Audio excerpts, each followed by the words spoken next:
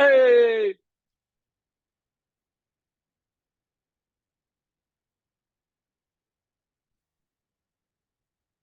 can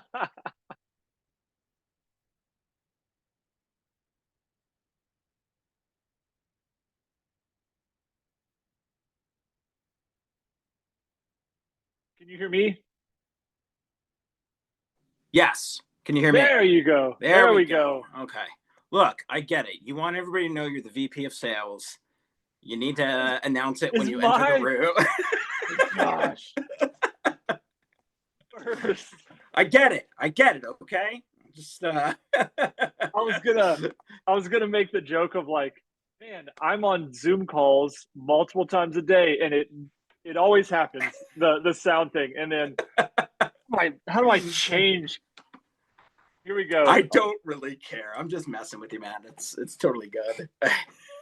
Oh, it's what so. are what are you the VP of sales for? So I work for a company called Green Spoon, which is it's we're a broker for natural and organic food brands. Oh, nice. So yeah. So I had like How far does it reach? Like we're national. oh, okay. So based when you and I were kind of emailing last weekend, I was actually heading to our office in Boulder. So we're based out of Boulder, Colorado, which is That that's the makes natural. Yeah. Yeah, unless you're in Portland, where I'm outside of. So that is the other area that you are. Yeah, it was so funny. There's a couple different. I was talking to was it Steve? Yeah, Steve, the drummer from American Football, Oh, and awesome. it's just like so him and then Josh Hagwis is down in SoCal, and he's a manager for. Do you know who I'm talking about? From the Beautiful I don't think Mistake. so. Oh yeah, yeah, yeah. Yeah. And he's down there, but he comes up to Portland all the time because is it Prana? I think he's like a Yeah, merch the manager or clothing something like company. that. Yeah. Yeah, so it's all inner. It's just funny. It's like all the granola section of It um is. Yeah, because you guys have what like PCC and Met Market and yeah New Seasons and all those. yeah Yeah, yeah so probably the same as all those dudes. I was in a band, needed a job because I was about to get married. I got a job at Whole Foods because they had dudes with tattoos and right. they were cool. They were my friends. And I was at Whole Foods for 13 years. And then that's Wow. the next step. You just kind of like, Yeah. oh, that's what you do.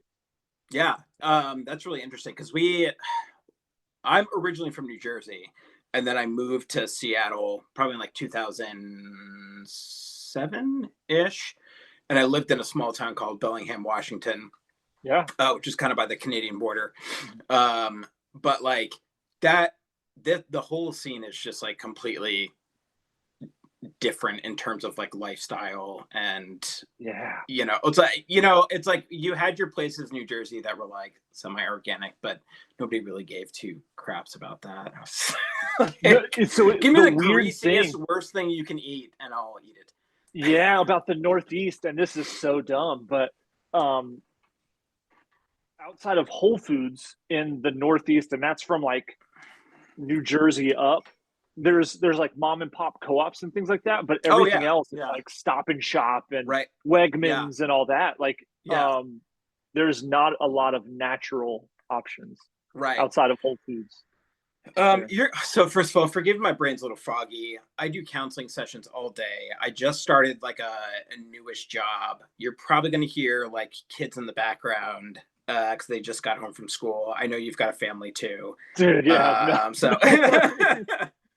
I'm like, just fragmented mentally and just trying to get myself in this kind of spot. It has kind of sucked. I just realized how little like of the bands that I was into are actually on the West Coast.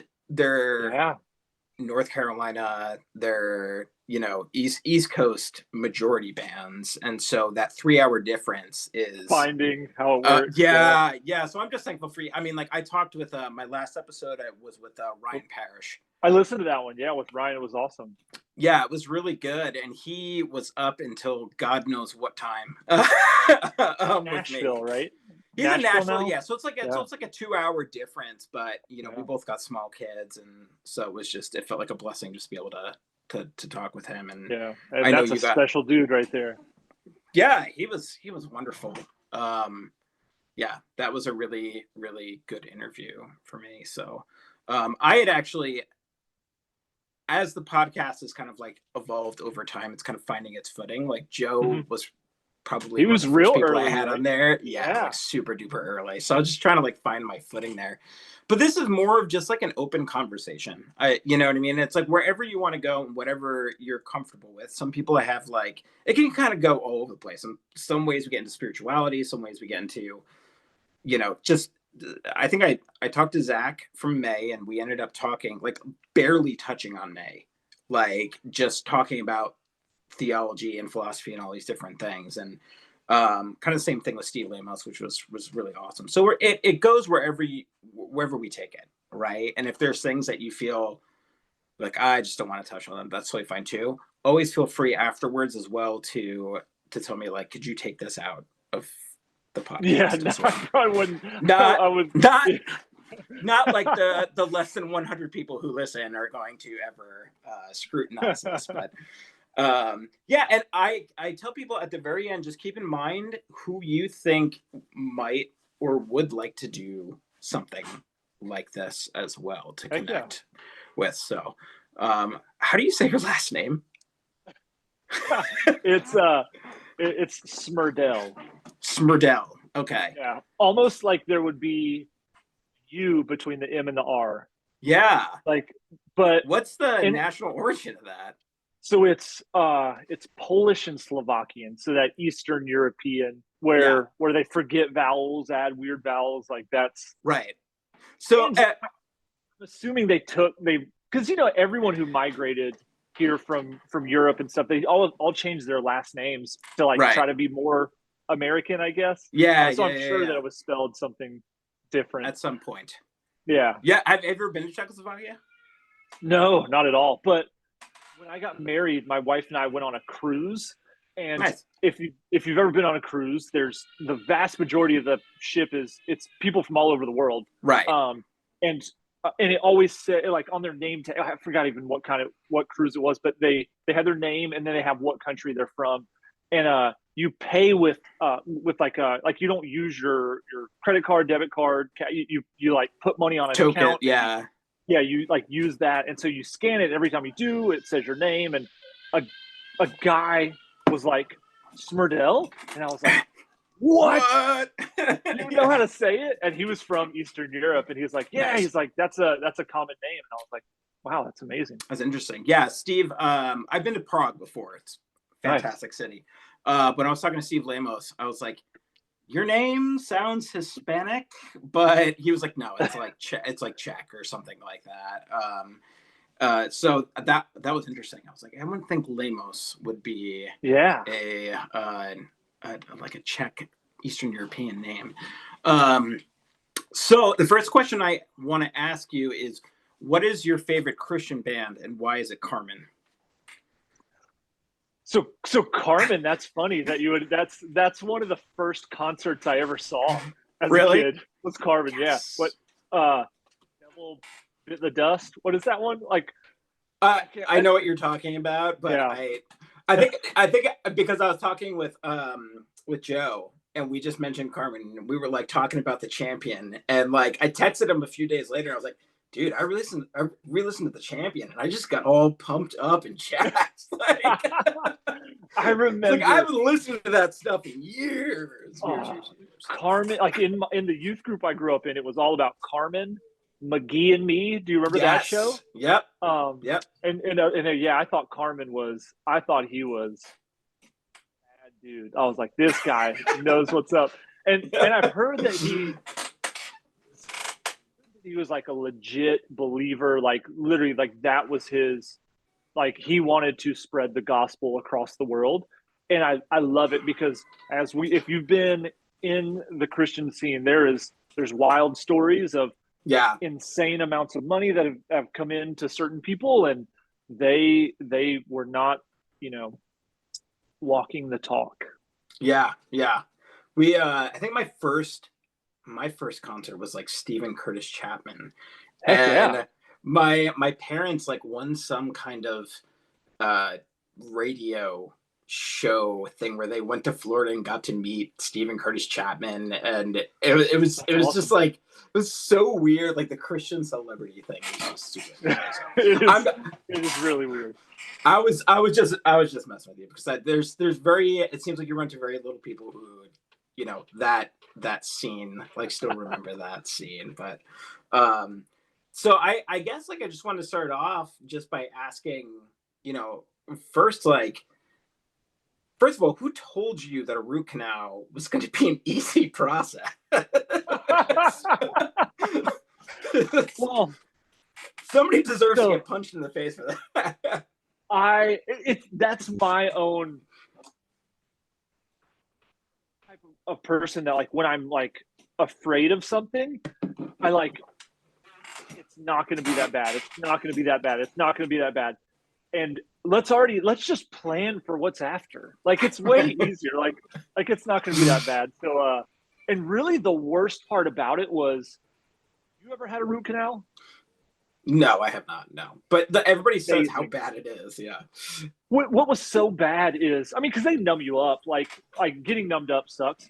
They had to shove this like rubber stopper in the opposite side of my mouth so my jaw didn't close, and it's an hour and a half procedure just for the root canal. That's and long. Yeah. and then you have to go get your, then you go to the dentist, and it was like the endodontist was in this door and our dentist on this door, and you walk back, and then they like shave the tooth down to get ready for the crown. But it's like having your jaw like pried open for an hour and a half.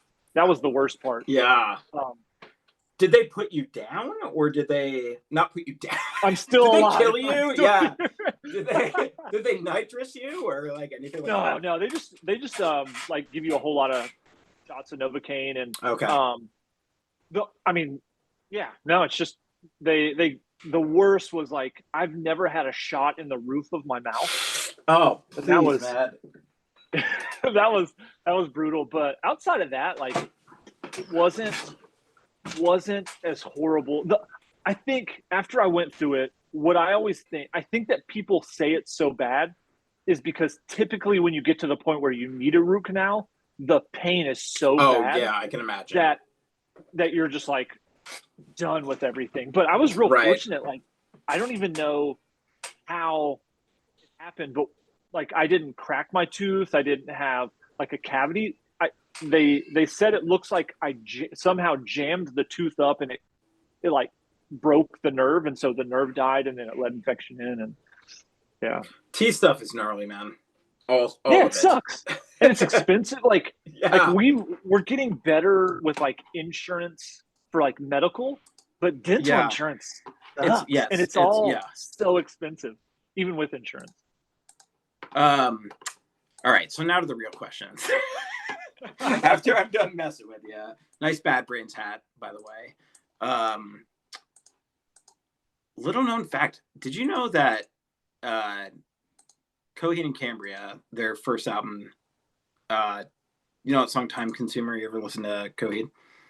I didn't. I mean, I Okay. obviously know who Coheed is. Yeah, but yeah. Their first album, I was a huge Coheed fan, like ginormous, when they first came out. And their first song, "Time Consumer," has a gnarly solo on it, and it's by Dr. No. Really? Yeah, which is super cool. So he was in the studio with them. I think they were in Nyack or something like that, and he just ripped out a solo on it, and it sounds amazing. They just re-released the album in vinyl too, so that's like on its way. But I guess I just want to ask you, like, what how did you get into music? How did you get into playing music? Like, bass, I mean, was bass your first instrument? No, I don't think bass is anyone's first instrument. I was gonna say, but I wasn't gonna go there. unless you're like Dan from Between the Buried and Me, or Victor Wu. Like it's not your first Right. choice. that's a loaded question, like how you got into music, and then how I Loaded. started playing. It's Well, just it's so I deep. can, yeah, I can narrow it. I guess I can narrow it down. What I typically ask people is like, what's your first memorable experience with a song or a band that just kind of in some certain way hit you in a way that you're like, this is different, or this is, for someone like me, it was like the Counting Crows, or so that something that spoke like I emotionally, or I yeah. remember the first time that I felt music that was outside of the church. So I was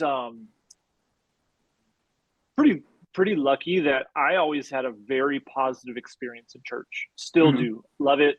Um and I always felt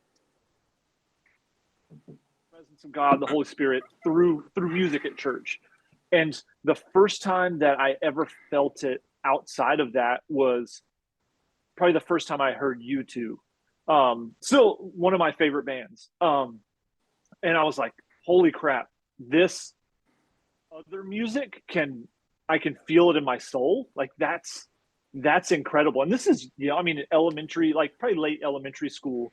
And it was all like I was game on from that point on, just trying to eat it all up. And Do you particularly remember? Was it like Octung Baby, or was it, I know it was Joshua definitely Tree, it or was definitely Joshua Tree. Probably like the streets have no name, or yeah, still haven't found. Like um, definitely one of the. It was the hits because that's all I knew then. What was on right, the yeah. radio and stuff.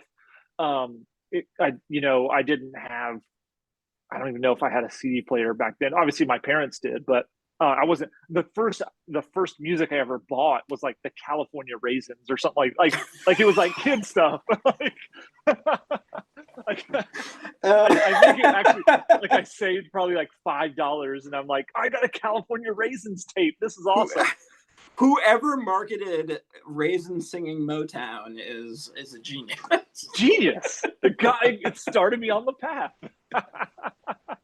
But that's amazing. That's a throwback. but Yeah. but yeah, so I that it was U2, and it still moves me. And as lame as a lot of people think U2 is, like I still think they're one of the greatest bands in the history of recorded music. Like to me, and so I heard that, and it started like I said, I felt it, and I was like, I gotta get into this. And U2 is, this is probably controversial, but I think it's a gateway into, so because they took so many influences in, and it's a gateway into all of them. Like on what Rattle and Hum, they're in that gospel choir. They play with, then they do a song with BB King, and so then you start going into like gospel, you start going into blues.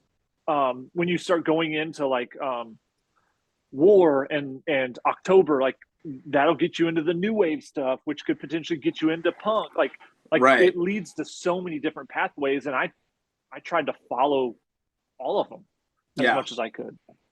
I mean, I actually was watching something today on, I don't know, it's like some short YouTube clip or whatever, but like as much as people kind of crap on The Edge, and which I don't necessarily get. I don't think there was some movie they did, I forget, like Turn Up Loud or something like that had, It might get loud with him and Jack yeah, White. Mike and him, and Page, it just seemed like a really not great comparison all in all. But like if you're a guitar player and you can master your digital delay, like your delay, like in that, mastering the effect versus using it is two completely different things. 100%. And he had complete mastery of using delay and different reverb and different effects like that. And I mean, U2 was a band that I said I want to see before I die. And so when I was getting my master's, I had a project due, and I just asked my professor, I was like, look, I got tickets in Vancouver, BC. I've been waiting for this like my entire life. Are you cool if I go? And he was like, if the rest of the people in your group are fine with it, then, just go.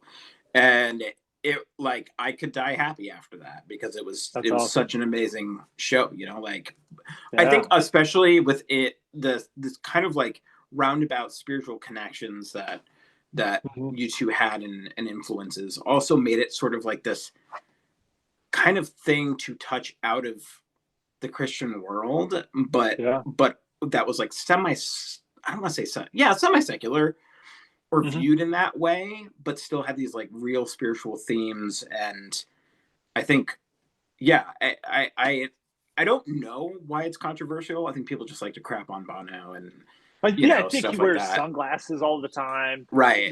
They put a record on everyone's iPhone, which that sucks. Like, why? Yeah, Like, well, but but it's we're all free. being I mean, tracked on like you everything we could get do. it Yeah, off, right? Yeah, you can delete it. Yeah, yeah, but it's to me it's undeniable that it they changed music. And if you're in the punk scene, which is where I plant my flag, they did a lot for punk. Like yeah. they Totally. always propped Early. up the Yeah. Ramones. They no shame in it. So um yeah, I love them. Still love them. Now, were you? Did you have brothers? Do you have brothers and sisters? Were you I an have an only older sister. sibling? Yeah, Okay. I have an older sister. I find sometimes that older siblings can make gateways towards different kinds of music. Was that the case for you, or did you and your sister have Um, like complete different tastes? we when we were younger, we had completely different tastes. Like my sister was into, but not completely, I guess. Like she was into like the um kind of the shock rock side, like Marilyn Manson and into the kind of the goth stuff that I never got into. It was just not my Hmm. thing, but it's adjacent to heavy Right. music and um stuff like that. So um what got me into music, U2, I followed that pathway, and then I got into skateboarding, and so skateboarding opened my eyes to even deeper punk, cool, like that was aligned with punk, and then you follow the pathway into hardcore, and then and I got into hardcore is weird. It's either metal or punk that you get into it, and I did the punk or and then into metal and stuff like that. A lot of people do Yeah. metal into, but yeah, that's kind of um the path I took. It seems like there was very definable, not genres, but subgroups in Yeah, when we were. I don't know how old you are. I'm 40, so I'm like, 41. Yeah, yeah. So like, it's the skater kids were listening to something, right? Like when I was in mm-hmm. youth group, all the skater kids were listening to MXPX, and that's how I got Yeah, introduced to like punk. I think I heard Bremerton, like, and it was something about the chorus that I don't know, just I was like, this is really cool. I really like this. But it was very easy to tell who was listening to what music just yep, by stylistically what they were wearing and what size Jenkos they had and like what they were skating, and it seems less and less like that right now. You just really can't tell what people are into. It's all kind of like yeah, mishmash together, type of thing. But like that makes sense because most skaters listen to certain types of music, right? yeah, Like typically like thrash punk or blink or like something like that around. It was a whole culture around it. yeah. Um, but it sounds like what was the first punk band that you were introduced to that Hmm. opened things It up for was you? probably Bad Religion, Bad Religion and Rancid maybe. Okay. And I still love both of them. And then definitely Bad Religion and Rancid. Yeah. So did you pick up a guitar first to play, or were you dabbling with No. other things? Like Um, what was your entryway so into music playing?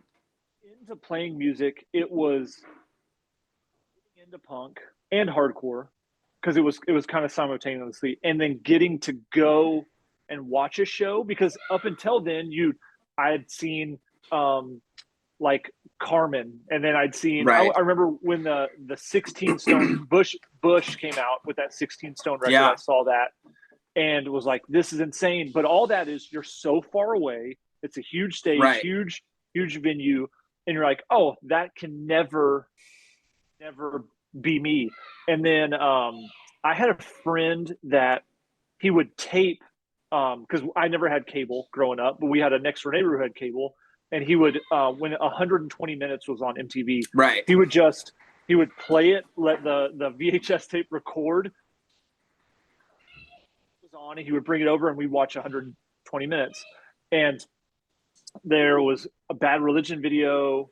There was Rancid. There was like Agnostic Front, and probably Cro-Mags or something like that. And you're like the live shots. You're like, wait, there's kids in there that look like they're my age.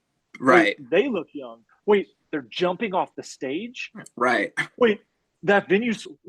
What is this? And then I found. I can't even. It was. And I grew up in a really small town in North Carolina called Mount Airy, which is the Andy Griffith Show. That's the town. It was based off Mayberry. Oh, okay. Okay.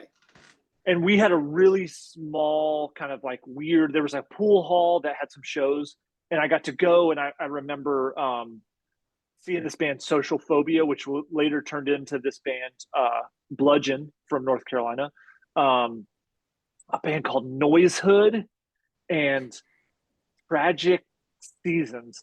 And they weren't hardcore, and they were in this weird like rap hardcore punk thing, whatever. But I was like, wait, this I got to, my mom took me, I got to see it, and looked similar to what I saw on the Bad Religion video or Rancid or Cro-Mags, and I was like, wait. And so, in my 12-year-old brain, I'm like tying it all together. I'm like, could I do this? Like, yeah. is that possible? Because up until then, you had kids that their dads were in cover bands, and they were like, oh, I can be in a cover band, but not write your own songs and have people jump off a stage. Like, so that got me into it. I was like, wait, so I just need to get a guitar and play really fast and loud. Game on. So yeah, I can do I can do that. Yeah. I got a guitar, and my first guitar that my mom got me, single parent. She is amazing.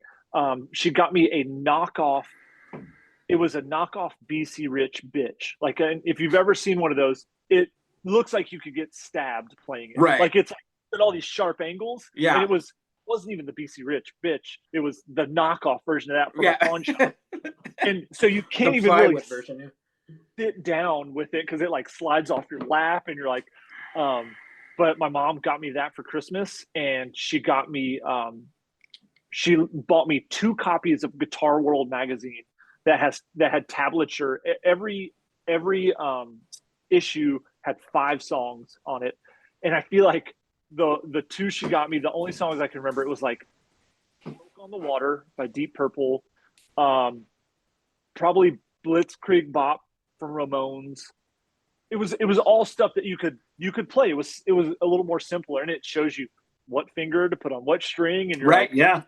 And tabs. So I would just sit there and learn, like playing those tabs. And one thing, then you just start trying to like, okay, I love this band. Let me try to learn how to do it. And then you go to the public library that has internet, and you like find you get tabs, and you print it off. Right. 10 cents per You've page got that, or whatever.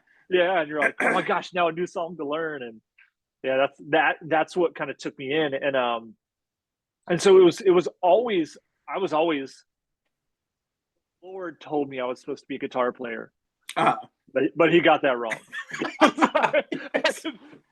The only band he is perfect in all his ways, but tell me what instrument you're supposed to play. I mean, by the way, that's a pretty like badass mom to do that, because I think there's a lot. Growing up, my parents very heavily like were really trying to, I don't want to say censor, it's not the right word, but really watch the intake of the music that we were, doing and playing and getting into. And I had my brother, and he's older than me, he's 4 years older than me. And so we circumvented a lot. Like, under the door, like, yeah. You know what I mean? There was like these rap phases that like, I definitely should not have been listening to like NWA or any of those things when I was like really young, but there was that was my introduction to a lot of different. My brother, I think, was more in it. He was more into like, at that time, it was that like post grunge, like hippie Dave Matthews, like jam band, yeah, Fish type stuff. But even just getting into like finding some cooler Christian bands that way. Man, dude, I saw a video of the Prayer Chain live yesterday. Did you ever listen to Prayer Chain? I remember. So I got into them way after, or I was never into them. I heard them way after they were not a band. Yeah, and I think it was Cornerstone 1993 they were playing at. And dude, they were just as rad as like Pearl Jam, like just as, I mean, just really, really, I was like, so I, where I am, I consider myself a Christian, but I'm not as into the faith as I was beforehand. Mm-hmm. So looking back and looking and seeing all these bands, when you're in that kind of culture, I think there's always this kind of like, it's cool, but it's not as cool. But I was like, looking back, and I was like, dude, these guys are badass. Like, it's Cornerstone 1993.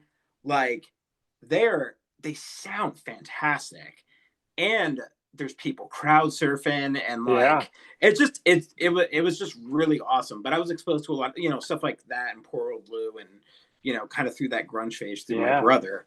But I think it's really rad that your mom would open up that world to you. I mean, give a kid an instrument, right? When they're a teenager, and like it opens, like you can just let your imagination go, right? Like it feeds your imagination and your creativity that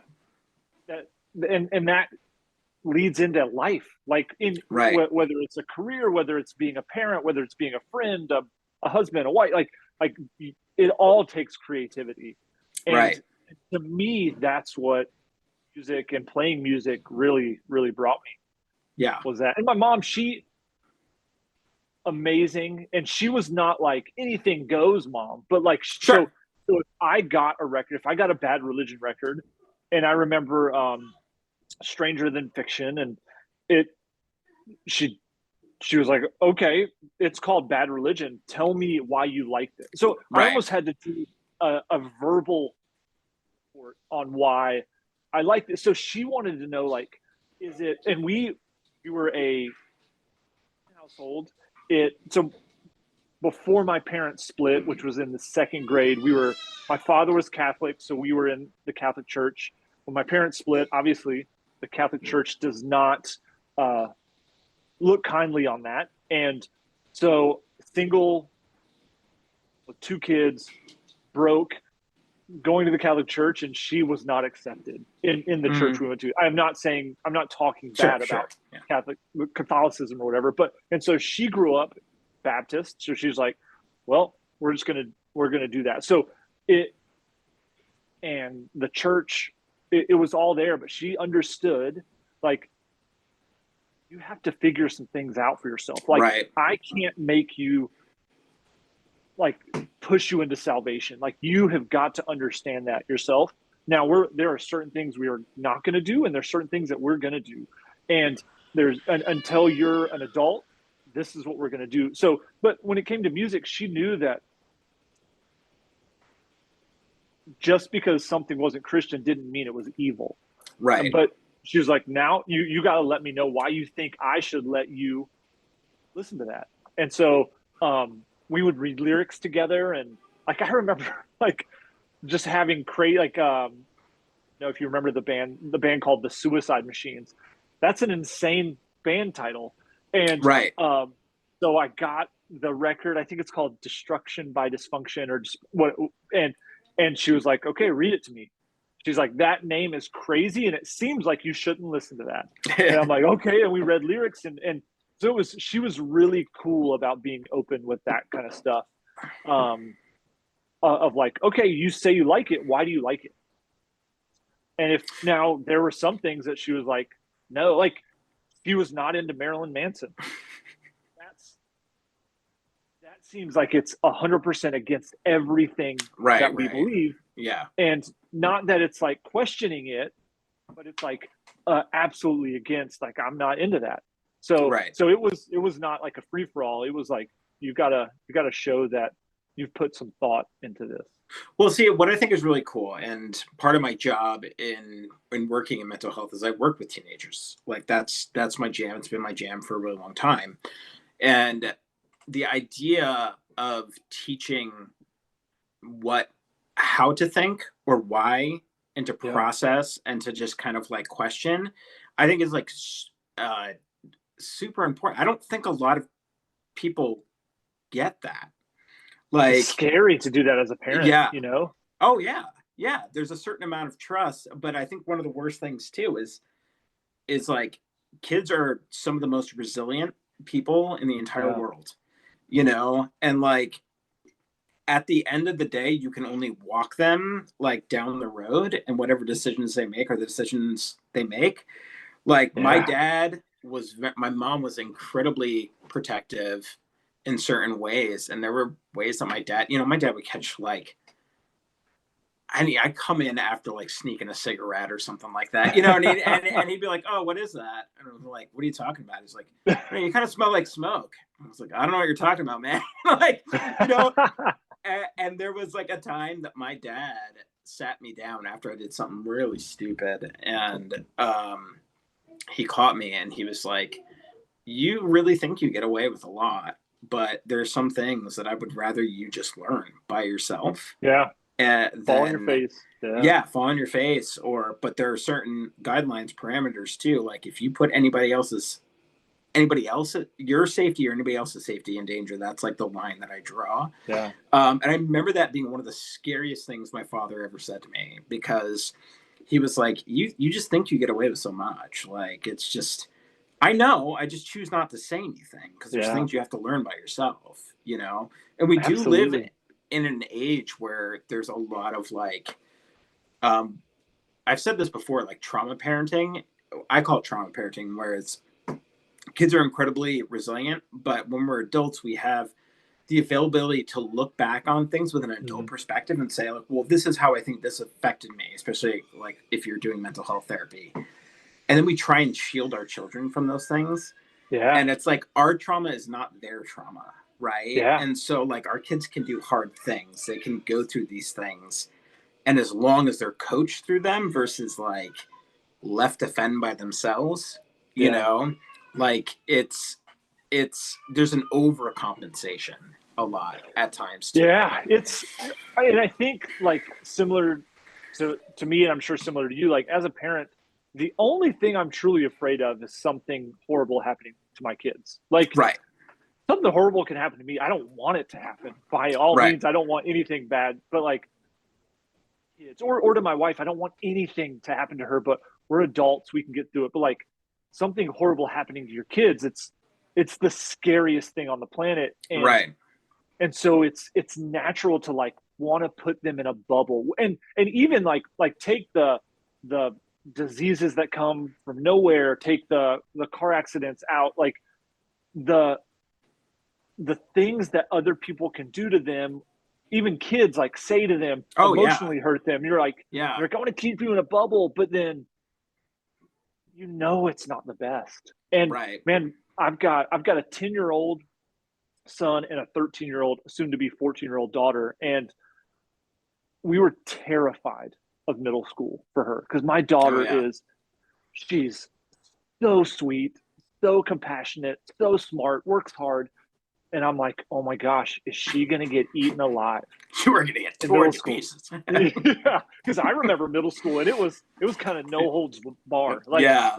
there were like fights in the stairwell and like it was wild and we were like praying about it and like and our both our kids go to public school. Um and it middle school has like helped her like blossom into this like even cooler, brilliant, brave young woman. And yeah, she's had some sucky stuff happen. Like girls make fun of her, and she has a phone, but she's the only one out of her friend group that doesn't have social media. But this year, so she's in eighth grade now, and she's started hearing things that happened on social media, and she's like, wow, I get it. I kind of get it Like, now. Yeah. yeah, I kind Yeah. of get it. And she's still left out of some things, or like all the girls will show up wearing this one color of shirt, and she's like, "Oh, I didn't know," and they're like, "Oh, we put it on Snapchat," and they're like, "I don't have that." Great, Right. but Right. that's Right. Yeah. all dumb stuff. But yeah, you're terrified, but at the same time, you're like, oh, like I remember, and it's because tomorrow's Halloween, and we let our kids trick or treat, and last year, so she's in seventh grade, she had a group of friends that live in our neighborhood that were like, hey, we're going to go trick or treating together. And Jess and I are like, do we just let her go? And it's like, yeah, like she's 12. Like they're in the neighborhood. We have Life 360 on her phone. Like Right. let's see how. And she got to go trick or treating for an hour and a half, and it was, and it seemed so trivial, but we were terrified because we're like, what if, and ours wasn't even the what if someone takes her, because we have enough people in our neighborhood, and I live in North Carolina. There's probably 50 ARs within like a 5 block radius or something. But you just think of like, well, what if they meet up with some guys? What if some girls, have this or that, and that's what you're thinking. But you're like, we got to trust her, and we have this, the safety things that we need to have to let her do it. And it was all, she had a blast. They didn't do anything wrong. They came back here and we had grilled cheese. Like it was, Yeah. but it's terrifying as a parent. You're like, Which doesn't it make you wonder what your parents felt though? Because like my parents would just be like, yeah, I didn't get a cell phone until I was in college. And like yeah, the only way that I think my parents, the only people my parents trusted were like the youth group people. And yeah, and like, you know, they just wanted to know if you could call home, just like call home. yeah, But like so much of it of my childhood too was like, I'm gonna go with my friend down the street. We're just gonna go for a little bit. And like I know people say this stuff all the time, but it's true.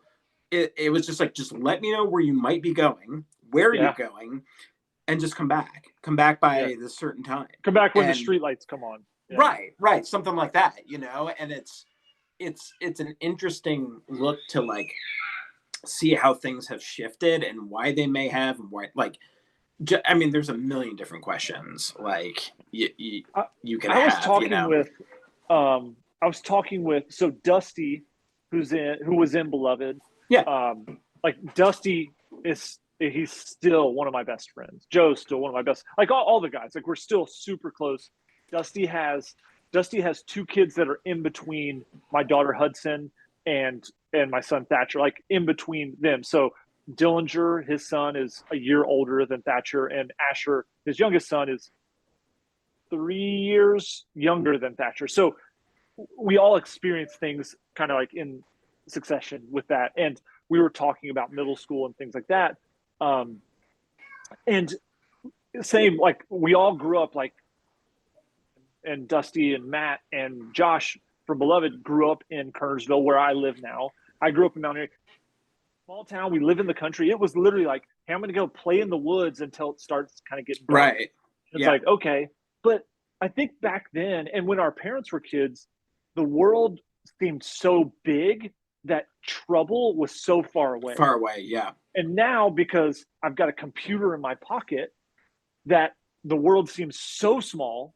Right. And that there is undeniable that there's not danger everywhere. Right. And there's bad things that happen everywhere. I don't know if it happens more.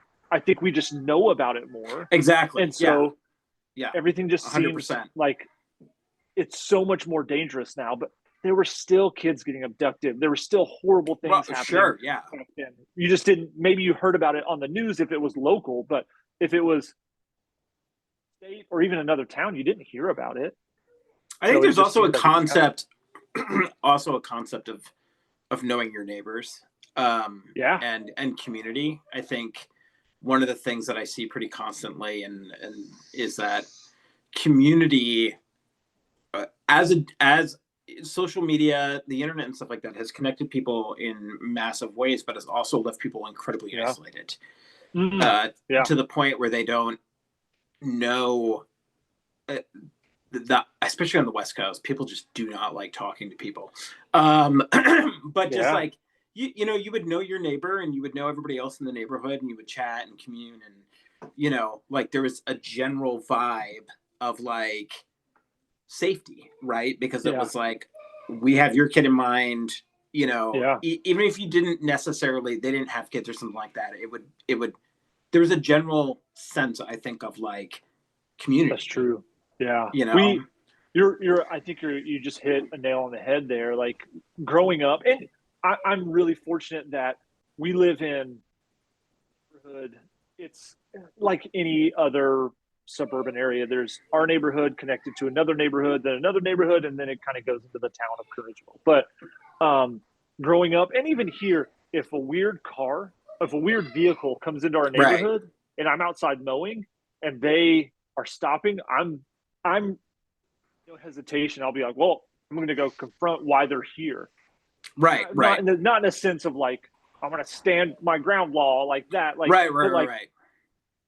you Yeah, stop somewhere and just stay there, windows up, tinted. Like I know the kid down the street. I know the kid too. Like we're not going to let that. But you're right. Some neighborhoods or cities or towns or states are not like culturally not like that. It's like right, stay in your house, get in your car, leave, get out of your car, go in the house, and no one knows each other.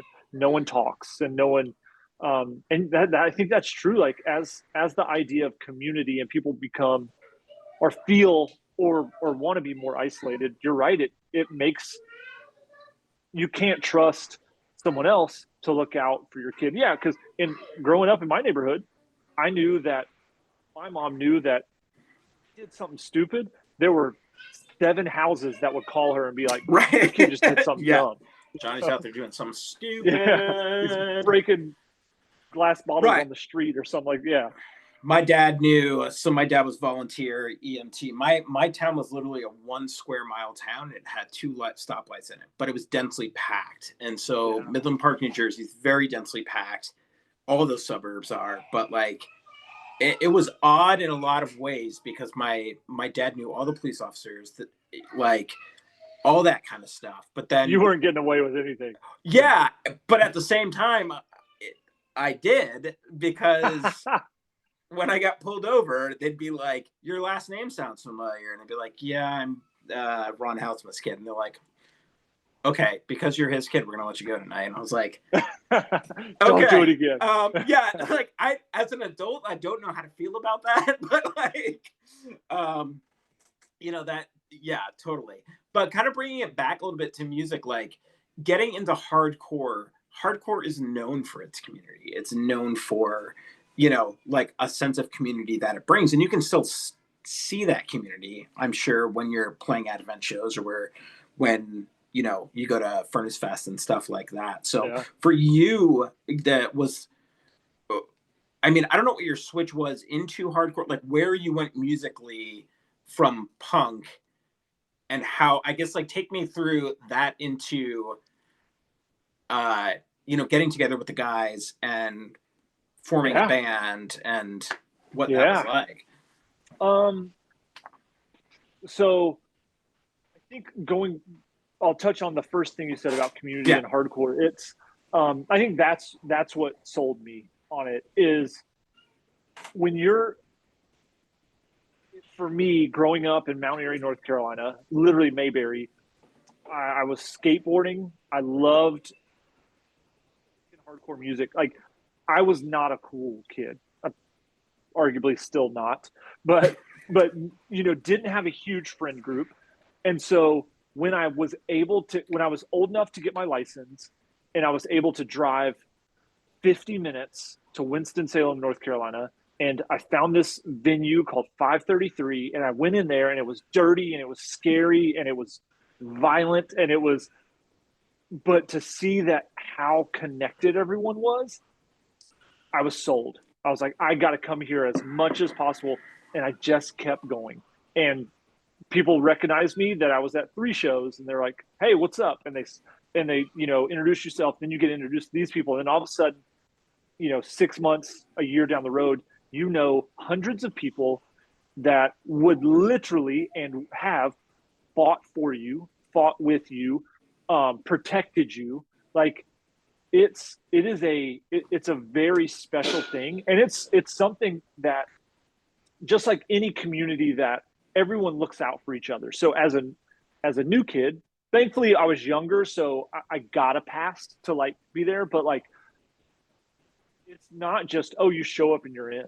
That's not, and as unfortunate and fortunate as that is with hardcore, it's it is it's not for everyone, because it's not a place that if you're just passing through, you can still attend and enjoy it. But if you're just passing through, you're not going to get all the benefits of it. You've got to participate, be there. And so as a kid, that's like, man, I loved it so much. And I just found a sense of like belonging there that I didn't find anywhere else. And I had an amazing life, but parent, money, never had cool clothes, never in the cool crowd. Like that was just how it was. Even at church, like the church we went to, I loved it. And but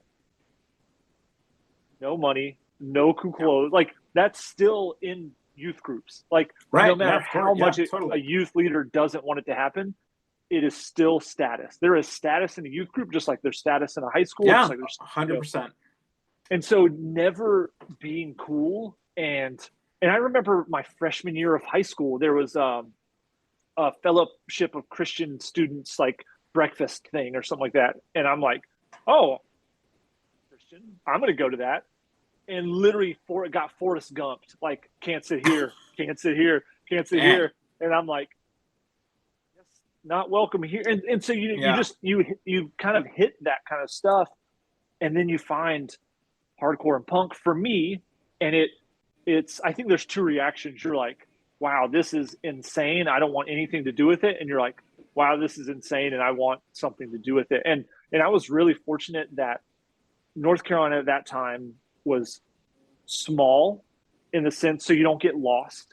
And I was brought in by a lot of dudes. And I still there's a guy who is my biggest friendship. His name's Paul Janae. He was in a band called Azazel, like that was in line with like Prayer for Cleansing and Undying, like that whole crew. And Paul, he worked at a skate shop in Salem, and so we met through there. And Paul brought me in. He was one of the three guys that ran 533 our DIY venue, and Paul brought me in. And Paul was into Krishna, and he knew I was a Christian and didn't care. Like he brought me in. We would go eat. We would go skateboard. We would go to shows, and it so to me, like that's how North Carolina was, that I was able to find my kind of like place, and it I felt like I was valued, like wow, I'm here and people are glad I'm here. This is amazing, and I still feel that way, and I'm still super thankful for it. When you say brought in, what do you mean by that? Brought in the sense of, because hardcore is not a place for everyone.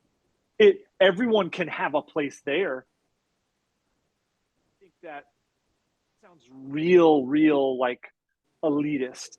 But when you look at hardcore, it's what's required of you, because it's a participation.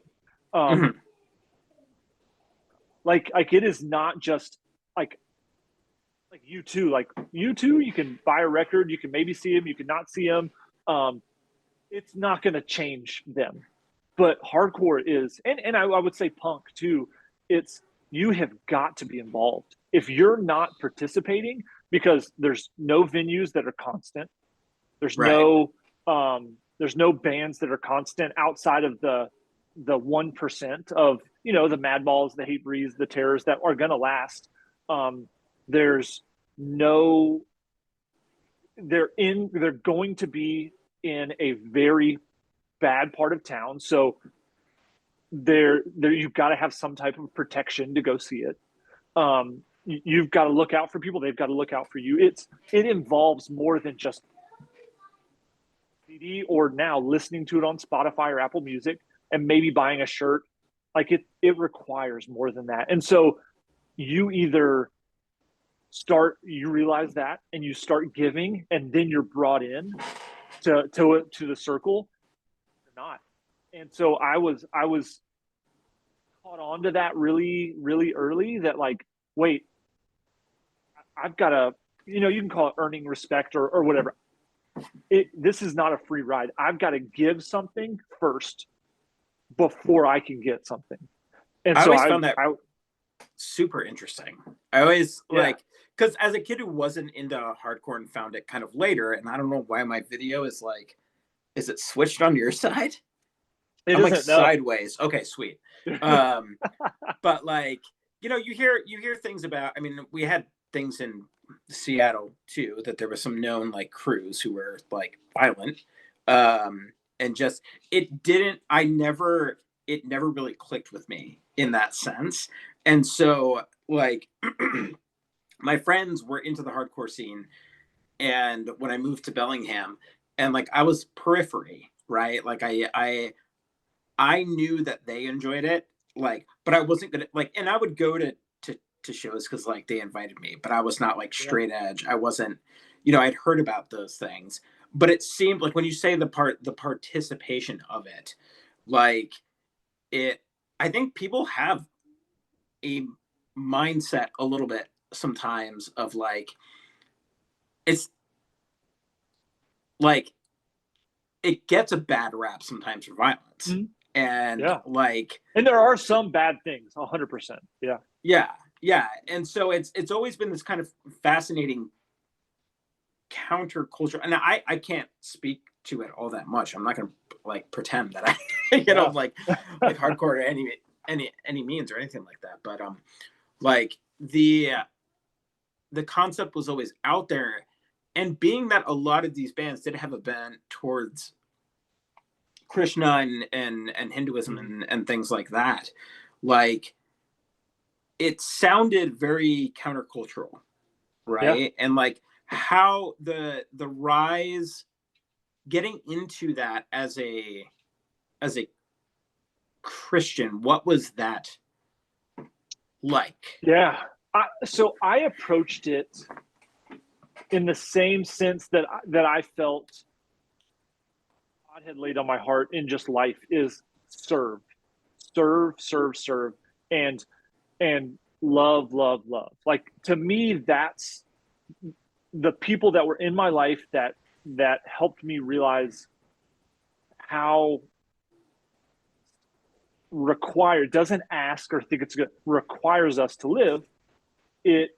I was like, okay, I want to try to do that in everything possible. And so going into it, it was, I want to serve this community, as in it's being there, coming to the shows, buying the record.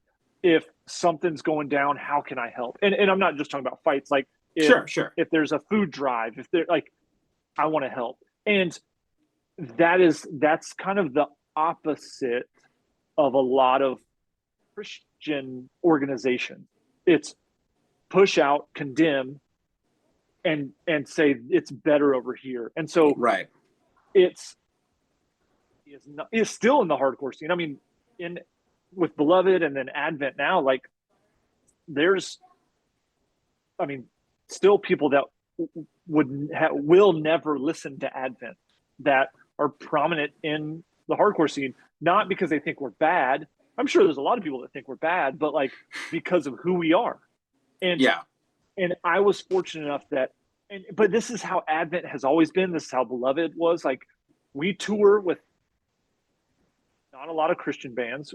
Now we play shows with barely any Christian bands.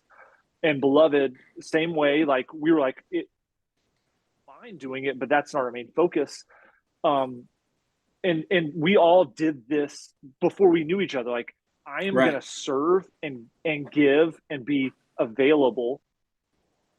I'm not going to change my beliefs. I'm not going to weaken them or say, no, I like, I don't really believe that. That's crazy. But I'm gonna love and lead in sacrifice and service.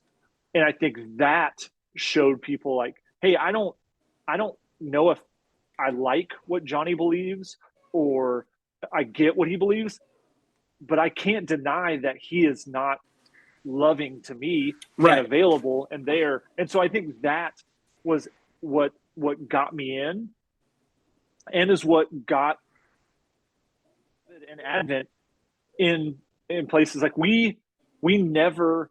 I mean, I remember playing in Salt Lake. I remember playing, where there was some heavy history of heavy violence and crew beef and things like that.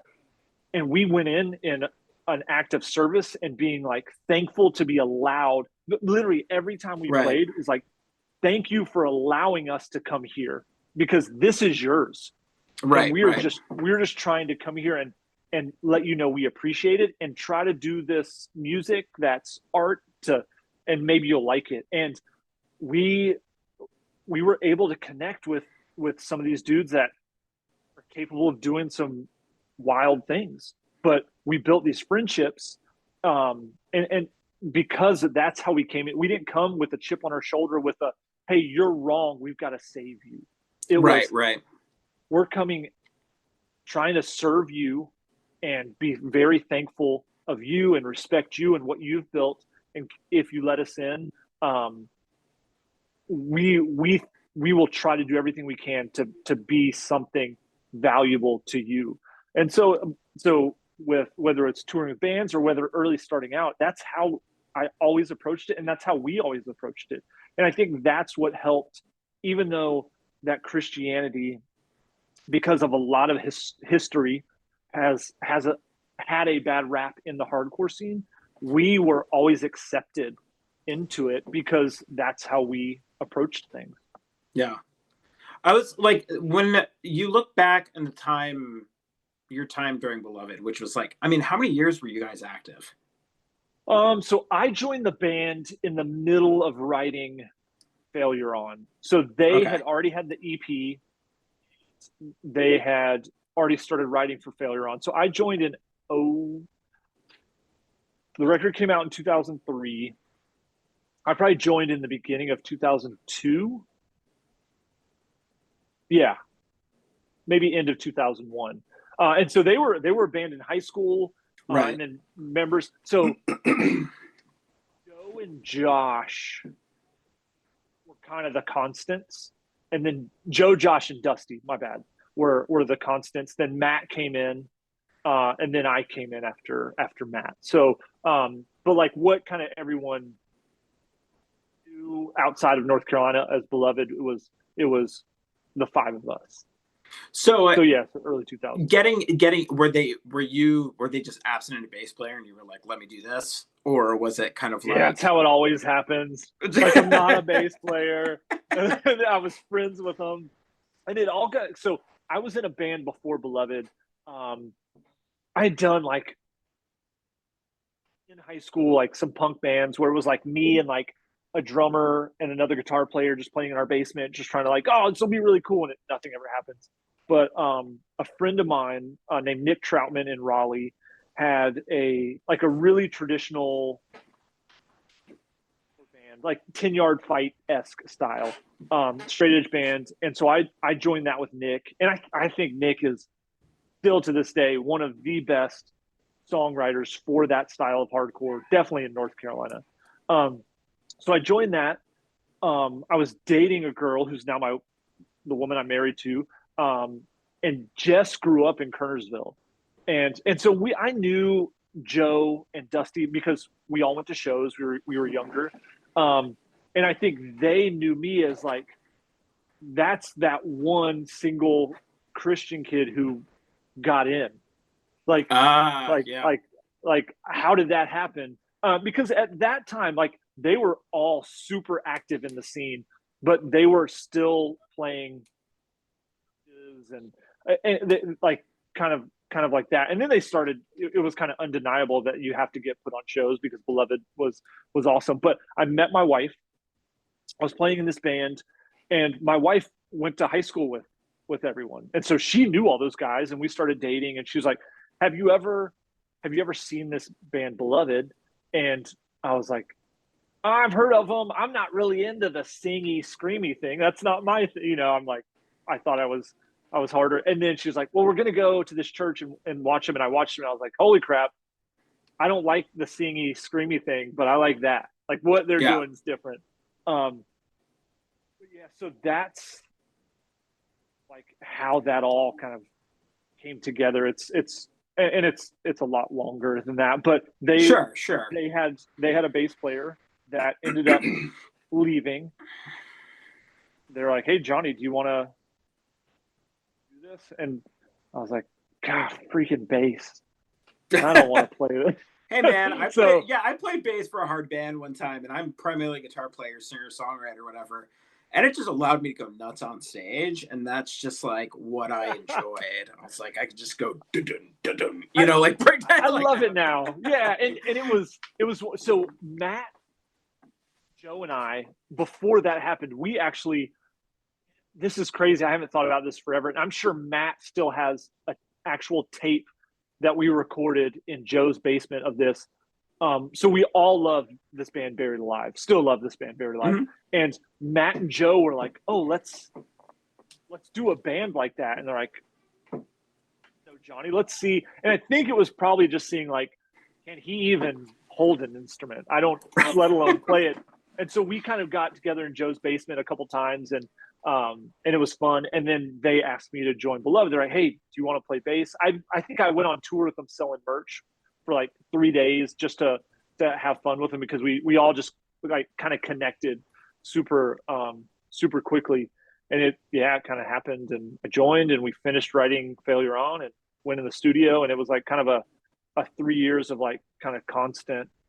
I was going to ask what that process was like of going into the studio, and how much the songs might have changed under a production lead versus man, we are hard asses. Once we have a decision made, it's hard to change our minds musically without it being us five or an Advent us four doing it. So we did pre-production. Intimidating. We went with Garth Richardson, who had done the first Rage Against Machine record, and we all loved that record, and we're like, I can't believe this is happening. And we went in there. You guys are young. You guys are really young at that time, right? You're like 18, 19? 19, 20. Josh is 17, 18. And so you're flying. We flew into Seattle. And then Tooth and Nail, our buddy Adam and Tooth and Nail drove us to Vancouver and just dropped us off. It's like dropped us off. We tracked the drums at Chris Isaac's studio. I think it was called like Mushroom Sound. And it's like, go make a record with an actual real producer who has done records that sold millions of copies. Good luck. And it's like, oh my gosh. But it was so cool and so amazing. Did you realize like you were living somebody's dream at this point, right? Yeah, we always knew, like, super thankful, but you never know until you're like think back on it, Yeah. Like it's always hindsight is, and so we knew we were very lucky and blessed that Tooth and Nail thought of us to give us that opportunity, but it was wild. I mean, we were in Vancouver for 3.5 weeks. It was the hardest I've ever had to work, like playing, because not a single note on that record, whether it's bass or guitar, and this is kind of the onset, we tracked in, I think it was at the very end of 2020 or 2002 or very beginning of 2003. So Pro Tools was there. The digital thing was there, but it was still early. New. So it was pretty new. So every single note that we played, it had to be in tune, and like perfectly in tune. And because they had a sign that said like, fuck your live sound or something like they're like, we don't care about your, like, we're making a record that will last forever. It's got to be right. And I remember tracking bass, and Josh Moore sat right there. Josh was, he wanted that record to be perfect too, you know, like for for Josh at that time, young guy but super prolific in the sense of like, this will be forever. And so every note that we're playing, whether it's bass or guitar, and it's all running through a tuner, a huge rack tuner, and they're like looking like, oh, all right, we're gonna punch you in because that note or that hit of that note is out of tune. And it was That sounds so tedious. so tedious. And you're just like, and after like 3 days of like, you're like, I don't care. I don't care anymore. My fingers are bleeding. Right. Like I'm playing the same song. But those guys, they treated us like we were important. We were a band that mattered. They're like, we're making a record together. It's gonna last. We're gonna make something special. And you know, and I'm biased, but I think that record is special. I think it still holds up. I think the songs still hold up. I think the sound, like the actual sound of the record, still holds up. But no, they were. I think the only things that kind of changed were they had me change a bass part that was too busy one time, and he was like, "Dude, lay back." He's like, you give the feeling. You don't need to be out front." This almost made our band break up. They added at the end of Death to Traitors, there's organ in it, and I remember them putting that in there and being like, "Hey, this is what we want to do." And I think Joe and I stumbled upon them doing that. They were going to do it and then let us hear it, and I think we lost our minds. We were like, "We don't have organs." Yeah. It ended up being great, but like 99.9% of everything was what we went in there with. I was really interesting because I'm just thinking about when I was talking to Josh Brigham when he decided to leave Hope's Fall.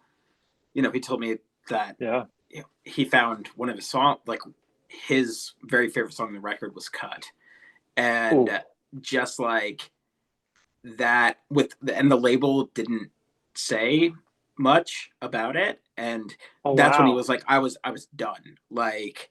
Yeah, because I asked him I was like, one was like, he was like, it was a very clear and defined line. He's like, Jay called me up and it was like, the label wants to cut the song. And he was like, to me, it was the song that like was the linchpin of the record. And the excuse they said was like, nobody wants a 12-song record. And Josh was like, I want a 12-song record. It's my art. Yeah, exactly. And then he was like, I just told him I was done. And like, that was that. And you know, he said he just didn't put his guitar away, didn't play for like 5-6 years. You know.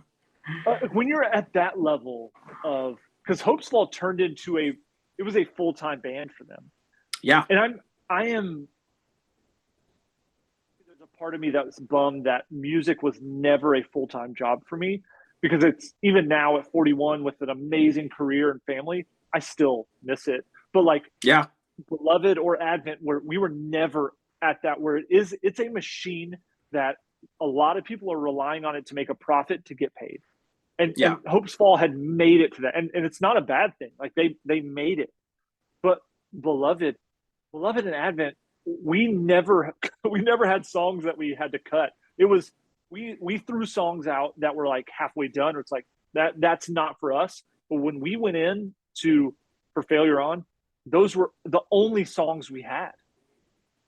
When we went in to do Remove the Earth with Advent, those were the only songs we had. We went in to make Naked and Cold, the only songs. I've never had to experience that. We always cut it way before, and that's got to be devastating. That someone's like there.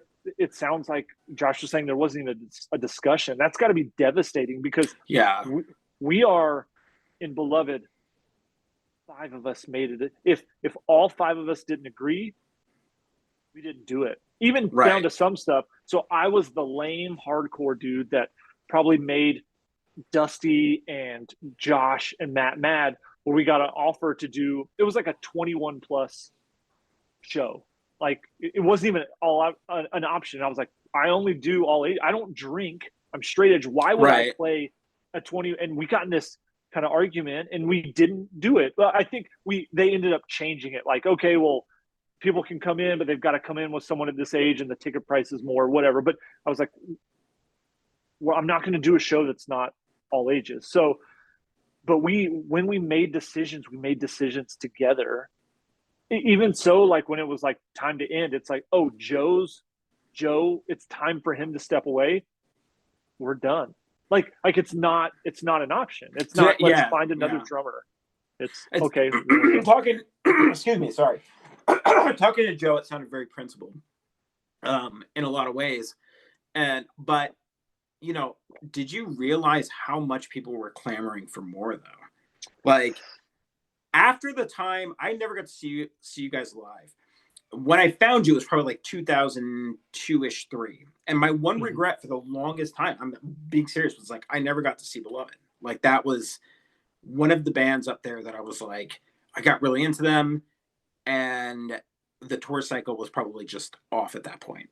And then you guys broke up, and I mean, I guess, you know, I think it was Josh went on the Labeled podcast, but it was like Beloved was that band that was like, what if they had just had one more record? Like, you know, like on the precipice, like everybody was just, it felt unfinished, but also like admiring the principles that you guys had to say, like, you know, that's an incredibly principled thing to do. Right. And I think, especially when you're younger, you tend to also be a little bit more concrete thinking. And but just like, did you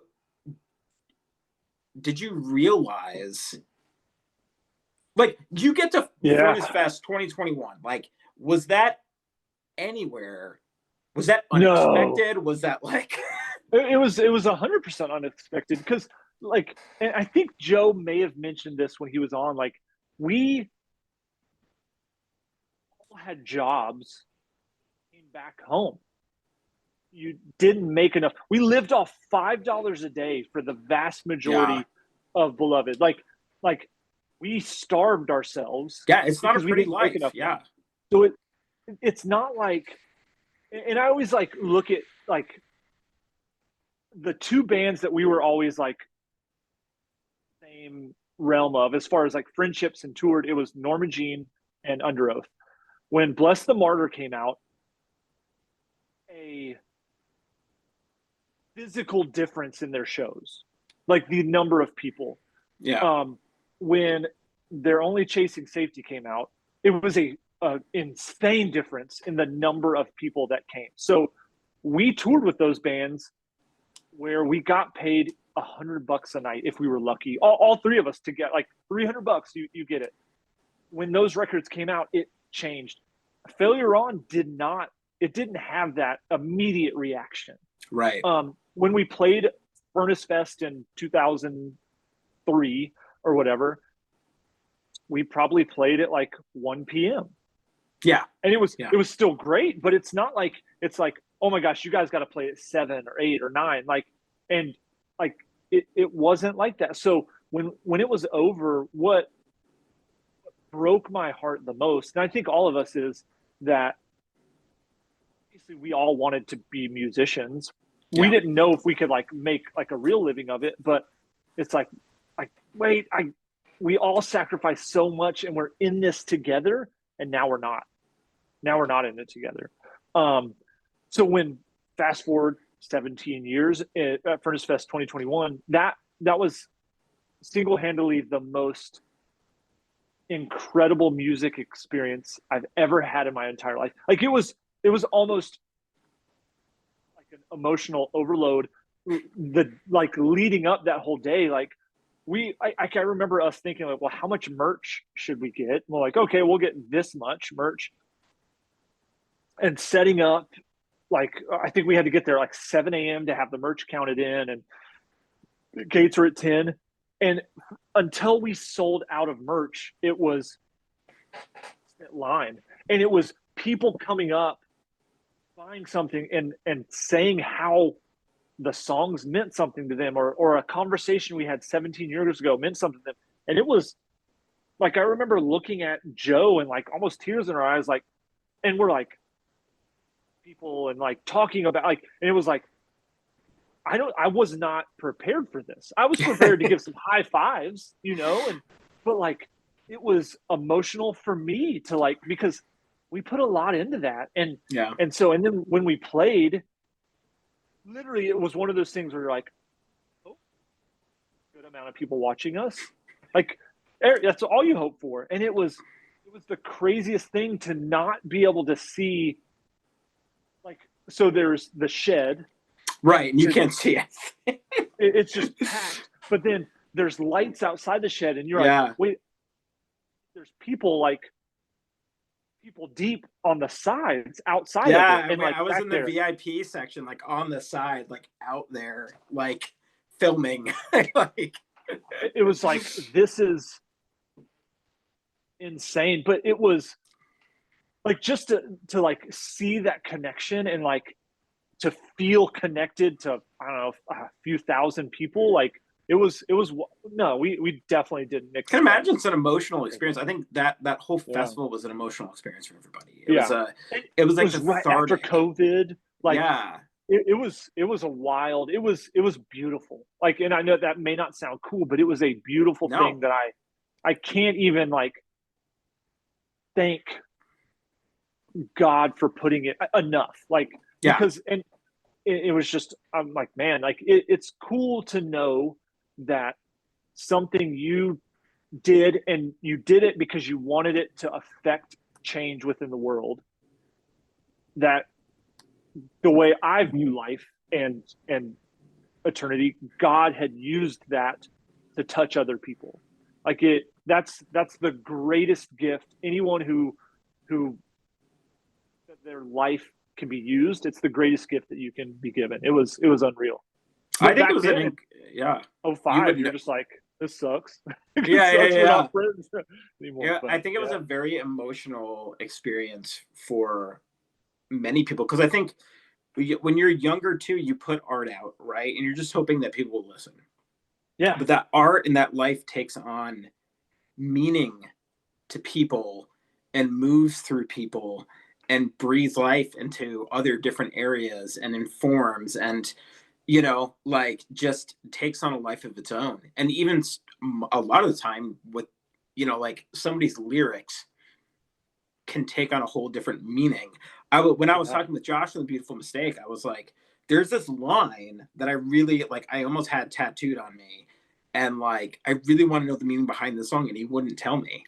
And the express purpose was, he's like, I'm not trying to be a jerk, but like he's like, I want it to mean whatever it means to you. Like I don't want to take that away, like in any sort of capacity. And I think as a musician myself, who's never played to any sort of level, like as a musician, we aspired younger to be like, on tooth and nail and those different things. Yeah.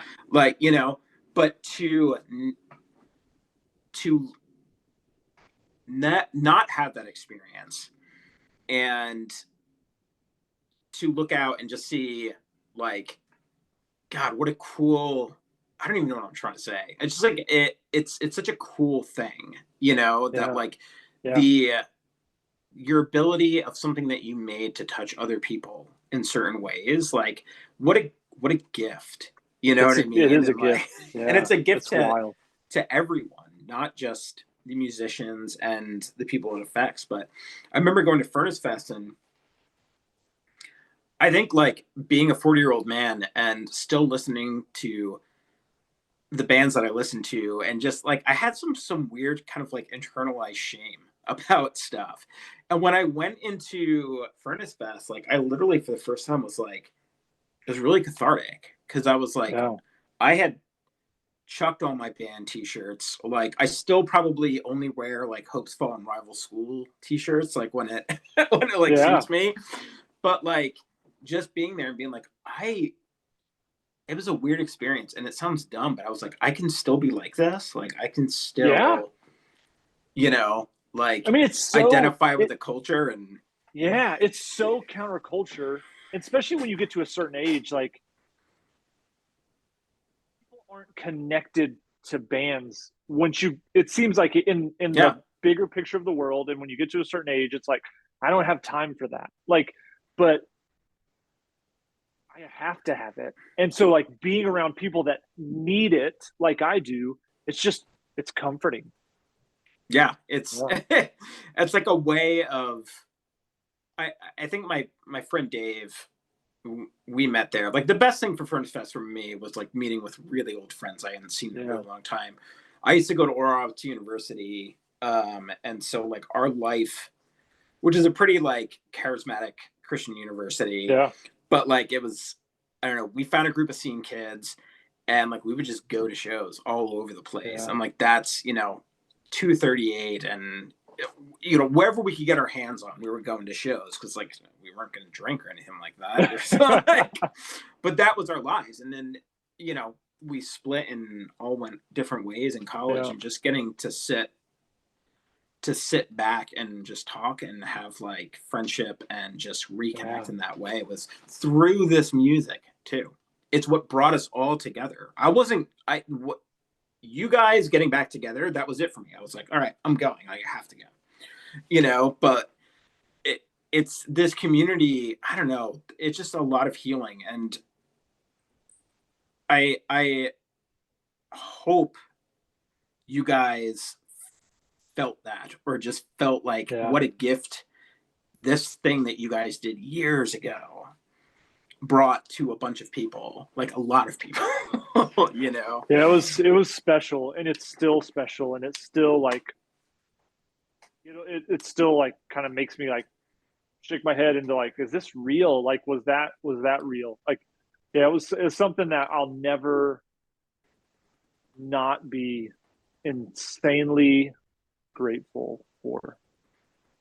There's something So, I gotta ask, and I asked Joe this, but you guys go from breaking up to starting an entirely new band with the same exact band members, but Dusty. So like, without Dusty and Josh, yeah. yeah, without Dusty and Josh. The Like, thing is, Josh played guitar at our second yes, show. that's right.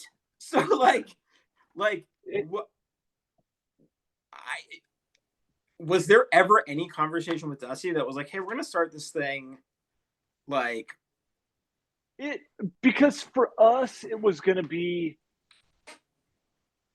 was I don't know if it was ever meant to go as long as it did. I mean, we've got we'll put an EP out next year. Like it's already yeah, yeah, yeah, yeah. tracked and recorded. Like so it's still it was never supposed to like I don't think go that it was more to like scratch the itch.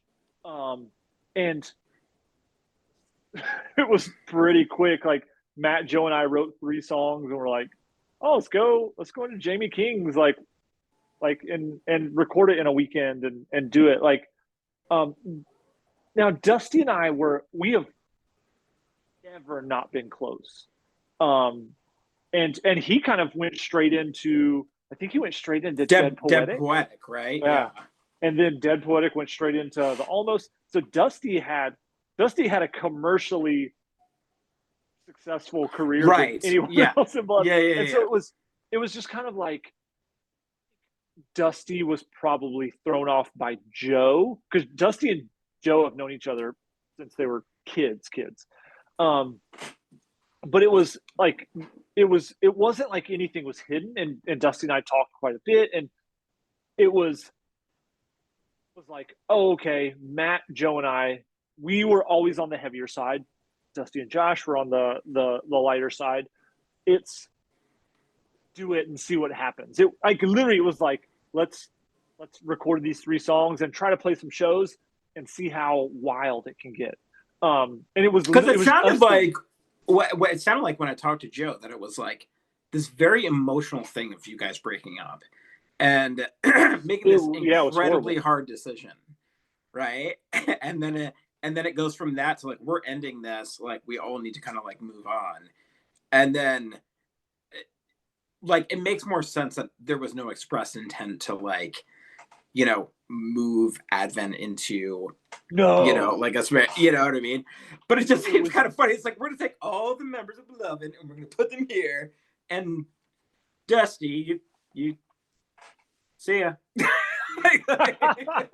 It was, I go back to, like, I mentioned it a little bit ago, joined Beloved, Joe, Matt, and I, like, were playing this, like, Buried Alive-esque hardcore stuff. Yeah. And so, always, like, it was like, oh, well, working. Like, Joe got married. I was engaged. And it was like, well, we don't have a lot of time, but, like, we can. And then it ended up being practicing 2 days a week for 5 years until, like, and then our moms were like, holy crap.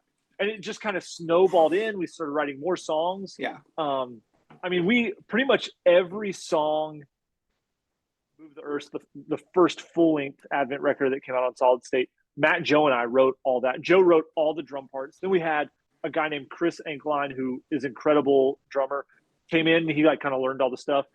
We had Mike Rich, who Advent now is Joe, Mike, Jordan, and myself.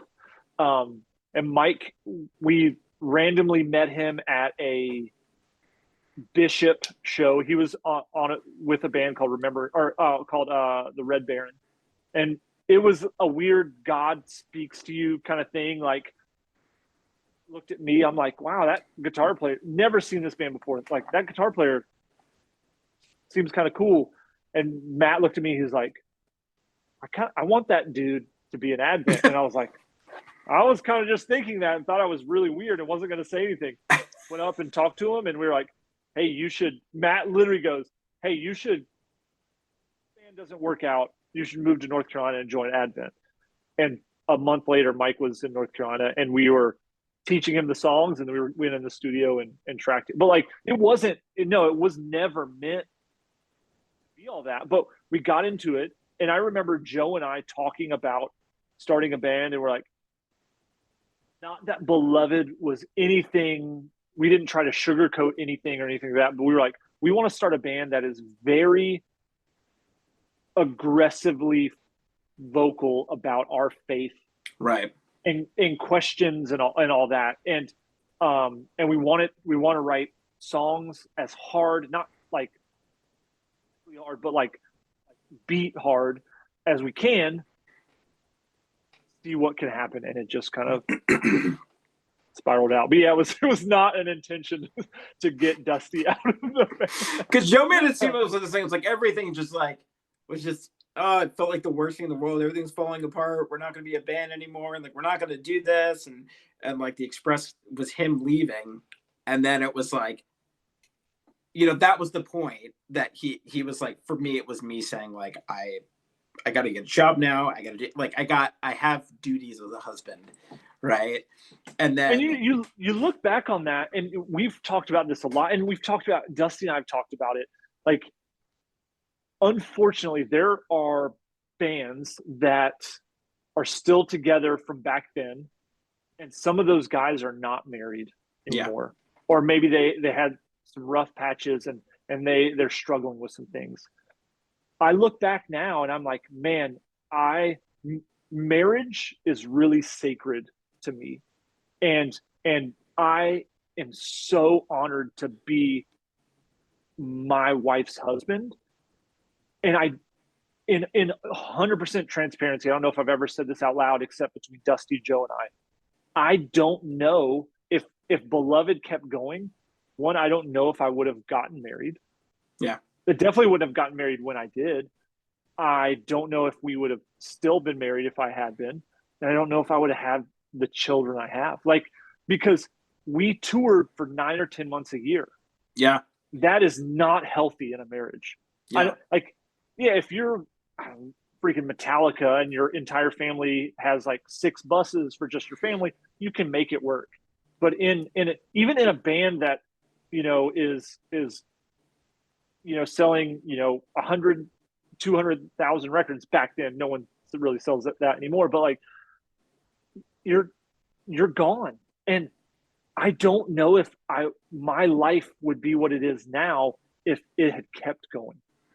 And it took me a long time to come to that realization. Like, unfortunately, it took me until after I had kids because like I said, I still miss it. I love it. There, Yeah. like it's so awesome. And but I see what has happened, unfortunately, to some people that I know that continued on, and I'm like, man, I'm, I'm. If that could have happened, I'm glad we called it when we did because my life is so much richer now in the sense of like I I love being a husband. I love being a father. It's the greatest thing in the world. And if I could have done something that potentially didn't give me that or took it away, t- take that. Like I don't need that. Let that burn. You know. Life, especially marriage, requires showing up, right? And Yeah. being Yeah. present more than anything. And Yep. act of choice, you know? And it would be very difficult. I remember my brother was at one point, he was in a band, and um there were some talks between him and his wife and about him going on tour and things like that. And it really just came down to like, my family is what I want to Yeah. be. You know, like it's not worth it, you know, at the very end. And like marriage is something that requires work and Yeah. attentiveness, you Yeah. know, and like, and act, like I said, active choice. And if you're gone and you're not continually, I'm not say growing together, but growing alongside each other, it's very easy to have two different experiences in life and then those not coincide, you know, Yeah. and that And it, yeah. I came from a broken marriage, and when my parents divorced, my dad left. Like yeah, like he was gone, and I'm like it's probably still something that I'm working through. You know, at 41, you know, not realizing that you're not wanted, and I'm like that. I never want that. Like I want to be a husband. I want to be a father. Yeah, but and there's you have to be there. You have to be present, and you have to go through the amazing highs. You got to go through the dirty lows together, and you got to get through it, or or yeah, that I just that's the life I want. I choose to live. right. Yeah, a lot of it comes down to the value. I don't want to like not better values than other people, but there's things that we want in life or things that we value specifically, Yeah, you know, that other people don't or value something different. You know what I yeah, mean? And like absolutely. um in my life, my kids, my family, those things are what I value highly. And it's funny because I Yep. talk about this all the time in counseling, especially with young adults and adolescents. It's like, man, if you just know what you value in life, like you let that lead you where you're going. Because Yeah, if you value, like I value relationship, I value people. So I'm in a job that lets me yeah, value other people and feel valued by other people. And like that makes me fulfilled, right? yeah, And so like so absolutely. many people are just wondering about like where's my purpose? Where does this come from? What you know, what job do I need to do and stuff like that. It's like, man, just follow your values. And like Yeah, my values are my family. So I work a job, you know, I just recently changed, but I owned a business for like that I could set my own hours. I could take off when my kids were sick when I needed to, you know, and just that was my priority. Now priorities have shifted a little bit. And yeah. so like I'm following those values now as well, you know. And yeah, it makes all the difference. I want to ask you like what what are you I always ask people what they're passionate about now. Like what does life look like for you? What gets you excited these Yeah. days? I I'm still who there are pieces of me that still are who I was. Like I still love music. I all that, but like, and what I'm into right now is seeing my kids find themselves and things they love and pour themselves into it. I love it. Like my son, he plays soccer. Um, And I love seeing him struggle and work hard and grow in something he loves. My daughter, she plays volleyball. I love seeing her find passions, and like, to me, that's, I'm so happy seeing my kids try to find something that means something to them and work hard at it.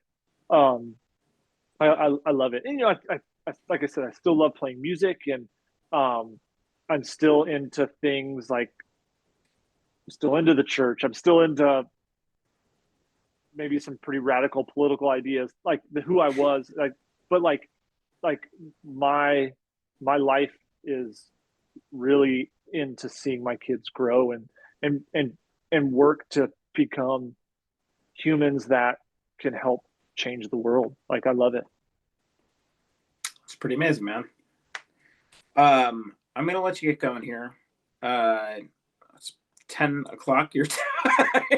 I don't know how late you stay up. Like, your kids are kind of older, but I really appreciate you. I really appreciate you, like, circling back around after the root canal stuff, because that sounded very, very, very, very, very. I've got a good, like, a beautiful gold tooth back here. It's great. Yeah. Whoever told you wrong now. So, because I remember you text me like, "Oh, I've heard from people it's not too bad," and I was like, "Yeah, I heard that. I heard that about vasectomies too, and that was one of the worst experiences of my life." So, damn it, I can't do it. Yeah, and just kind of like circling back, if you think of anybody who would really, like, you think would enjoy this, I hope it was enjoyable for you. I try and make it a little bit different. I don't know how many podcasts you do, but I appreciate people for who they are. This is kind of my therapy, I always say, is, talking to people and bands that made a difference in my life. And I feel really, really, really grateful about it. I don't do it for listeners. I kind of just do it for myself.